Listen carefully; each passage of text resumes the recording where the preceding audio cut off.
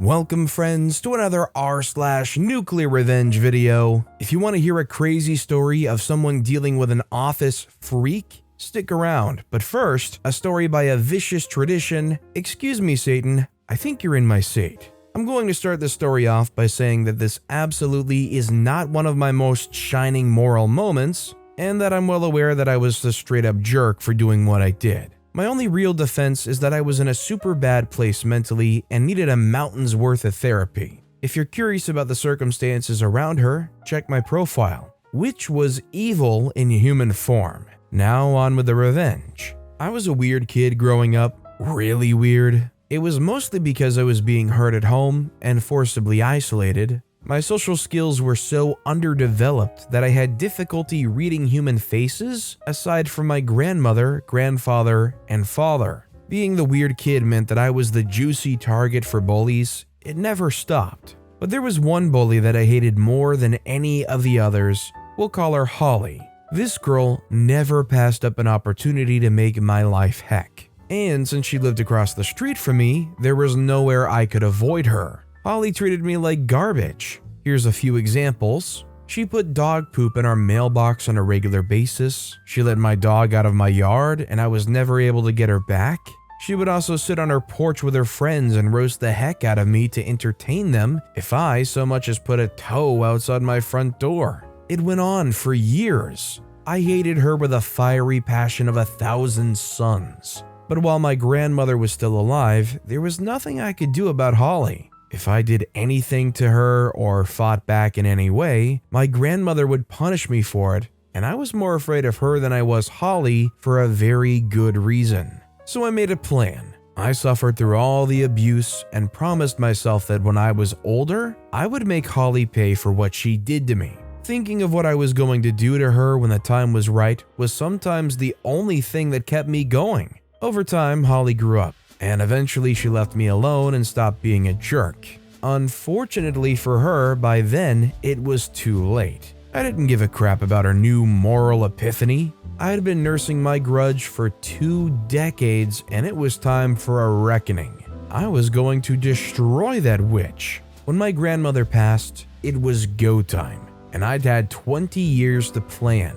I wasn't idle while I waited. I made it my mission in my life to learn as much about Holly as possible, and to do it, I became friends with a few people on the periphery of her social circle. Eventually, I knew more about her and her life than her own mother did. The first step I took in my plan was getting her fired from her job.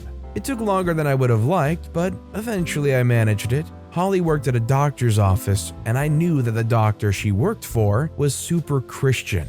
Very straight edge, upstanding type of guy. He also had a huge influence on the local community. I decided to become a patient at his office, scheduling my visits to be on the days Holly was off work. After a couple of visits, I just happened to notice Holly in the staff photo on the waiting room wall. I made a show of looking surprised and then concerned. I got to the exam room, and the doctor came in shortly after. The expression on my face caught his attention, and he asked me what was wrong. I told him that even though I didn't want to, as a Christian, I couldn't keep my knowledge a secret and still sleep at night because I just couldn't let him endanger his soul and reputation by doing nothing. I had his full attention. Then I asked him as one fellow Christian to another not to tell anyone where he got the information I was about to give him. After he promised he would, I told him that I knew that Holly was using illegal drugs. He was absolutely floored, and at first he didn't believe me. I told him that I understood his skepticism entirely, but it was easy enough to prove or disprove my information with a drug test. If I was wrong, he lost nothing. If I was right, he was saving himself from trouble down the road. He finally agreed to test her, and he tested everyone else too, so that it didn't look like Holly was the only target. See, I wasn't actually lying. Holly smoked a crap load of weed, and I knew that because it was my dad she used to get it from. He'd been her weed dude since she was like 15. Her test came back positive for marijuana, and much to my surprise, Xanax. Oopsie, the doctor fired Holly on the spot when the results of the urinalysis came back. And then he called me to thank me for telling him what was going on. And before he hung up, He told me that I truly walked with the Lord. Y'all will never know how hard I had to fight not to laugh at the depths of his wrongness. I thought I was going to pop a blood vessel. Phase 1 complete. I know what you're thinking. It's just a job. It's not like she can't just go get another one, right? Losing a job isn't the end of the world. You'd be wrong. Remember how I said that her boss had a very high reputation in our area? That man called every single hospital and doctor's office in the state personally to make sure that none of them would hire Holly and risk liability and loss of community trust for associating with her. Holly's field of study was all pertaining to the medical profession, so her education was rendered worthless because nobody would hire her. I wasn't done yet. Nope, not even close. She lost her job, and because she had no income, her car got repossessed. She still had her family though, 2 kids and a fiancé. Who needs families, am I right? With the help of a good friend of mine, we catfished the freak out of her fiancé. My friend is hot as freak, and she let me use pictures of her to prove that she was really real. She even got on Skype with him once. When he finally made the arrangements for a face-to-face encounter and booked a hotel room, I texted the screenshots of everything to Holly from a burner number. To say excrement impacted the oscillating unit would be a vast understatement. They broke up, the whole thing was an ordeal, and Holly was devastated. She had 2 kids, no job, and now no fiancé who could help her keep the family afloat. A normal person would have stopped then. Unfortunately, I'm not normal, and I was going full scorched earth. I seethed for 20 years. No way in heck I was going easy on her. Phase 3. With her fiancé gone and no job, Holly was struggling badly. She needed money, and she needed it quickly before she and the kids got evicted. Meth is a giant problem in my area. It's high risk, but it's also fast money, and so I started subtly mentioning Holly's situation among my more legally questionable family. Eventually, one of my family's friends, who happened to be a meth cook, got in contact with Holly and offered her a crapload of cash to let him cook dope at her house. It was supposed to be a one-time thing, 2 days and then done forever. Holly was desperate, so she said yes. Everything went smoothly at first, but dead in the middle of the cook, someone called an anonymous tip about an active cook in progress to the local narcotics unit. They rolled up on Holly's house at about 3 a.m. and caught everybody inside, including Holly red-handed making meth. Watching her cry when they handcuffed her and put her in that police cruiser was one of the most gloriously satisfying moments of my life. She was in deep legal doo-doo, and to make a bad situation even worse, most houses where labs are discovered aren't deemed habitable afterwards because the toxic fumes from the chemicals used to make the drug get everywhere. And it's super hard and time-consuming to clean. It's up to the property owner to either hire a hazmat team to clean it or condemn it and tear it down. A lab cleanup costs thousands of dollars. It would have cost more money to clean it than the entire property was worth, so it got torn down with everything Holly owned still inside. See, you can't take things out of a meth lab because they're going to be covered in toxic residue. It can make you very sick, especially young children.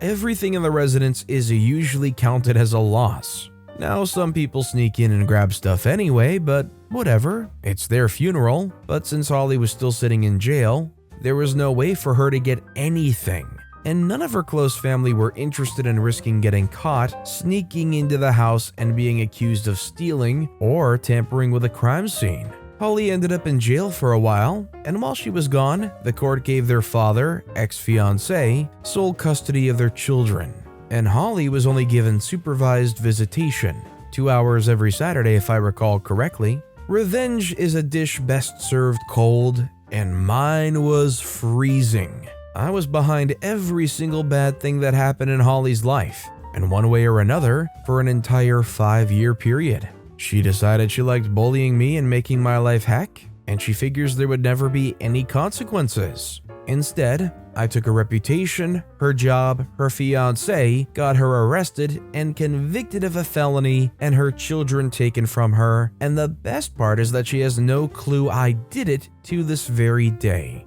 She'd forgotten about me. What she did to me impacted my life forever. But to her, it wasn't even important enough to her to bother remembering. I was nothing to her, so she never connected me to her problems. Last I heard, she was in rehab for alcoholism and had her parental rights terminated permanently. After she lost her kids, she just sort of gave up and crawled into a bottle and never came out again. I was tempted to tell her, but I decided that the helplessness and confusion about why everything suddenly went to heck in a handbasket was the better plan. Because that means every now and then, I can contact her and pretend to give a crap about her troubles to get a fresh revenge boner about her newest tale of woe. She thinks I'm the nicest person she's ever met. Would you guys agree with me that a story like this is almost freaky in a way? It's like about how OP's pulling the strings behind them. Never being visible, never being in their thoughts, just manipulating this or that just right and causing this very unaware person to ruin their life. Do you guys agree that it's kind of creepy? Let me know what you guys think in the comments down below. And our final story of the day is by Wifer 2016, The Office Pervert and a Cribbage Championship.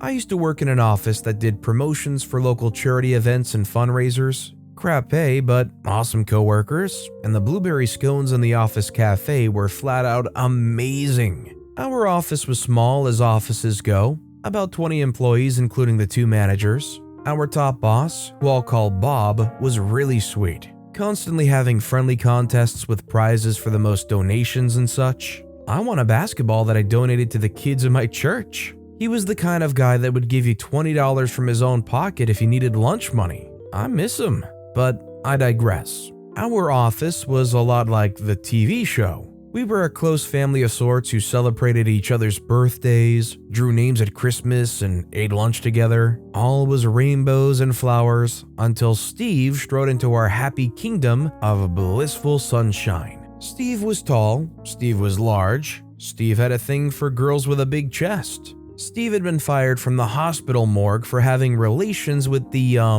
deceased. Into Steve's line of vision came my friends and myself. The 3 girls in the office whose attributes appealed to him. Day 1, Steve sidled over to our end of the office and leered at us. "Hey ladies," staring at our chests. We mumbled, shifted, and went back to work. No problem, right? Oh, how wrong you are. This became a daily onslaught of touching, rubbing, comments, stroking our hair, lewd remarks, and pouting because we didn't reciprocate. We went to Bob.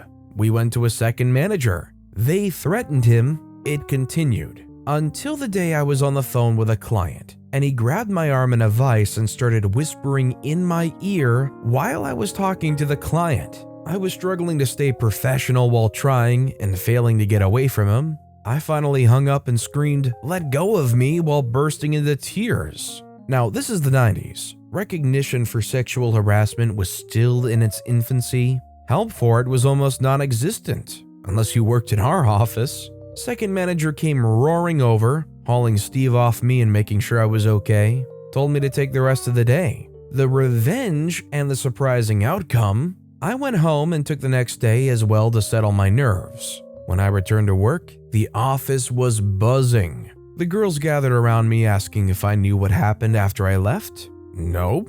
The guys in our office gathered in the hall and waited for Steve.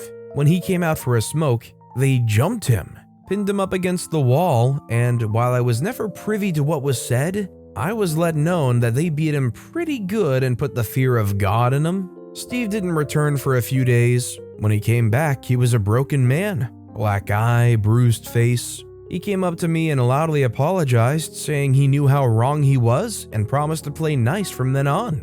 The outcome? Steve was a changed man. Turns out he was actually a pretty decent guy. While eating lunch one day, someone brought out a cribbage board, and everyone was surprised to learn I didn't know how to play. So Steve offered to teach me. I found I loved the game, and Steve and I quickly became the team to beat, going on to win the office championship. I left there a few years later. When I left, everyone chipped in for gifts and cards, and Steve gave me a hug. I hugged him back. I definitely can't speculate on what necessarily changed to cause them to be a reasonably good person, but you could definitely throw it out there that maybe getting jumped knocked a few of those wires and circuits back in line. But with that being said, that's all the time we have for today. If you haven't yet, if you could like and subscribe, that would mean a lot to me. Whatever you do, whether it's liking, subscribing, turning notifications on, all of it helps grow this channel, and I appreciate the heck out of it. So until next time, I'll see you all tomorrow with some more stories.